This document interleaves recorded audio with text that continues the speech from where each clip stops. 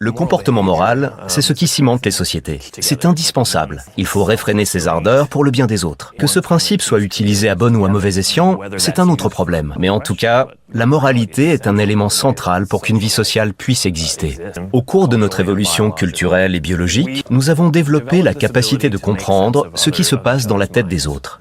On peut anticiper leur comportement parce qu'on devine leur motivation. Mais ça ouvre aussi le champ à la manipulation. Dans des sociétés où les sanctions dissuadent d'agir de façon immorale, il est plus simple pour l'individu de penser « Dieu va me punir s'il sait que j'ai l'intention de faire quelque chose de mal ».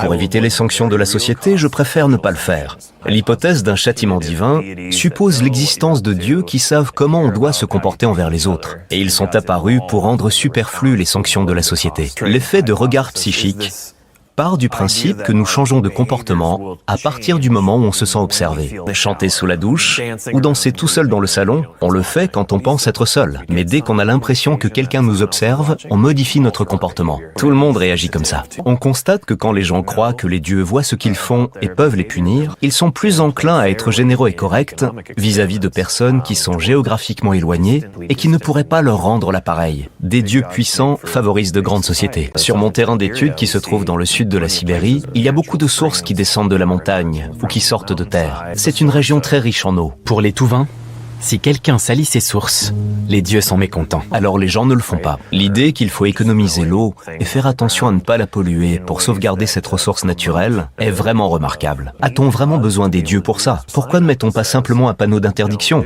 Eh bien parce que si on dit « je ne veux pas que vous chassiez ces chevreuils », ça relève d'une négociation entre les individus.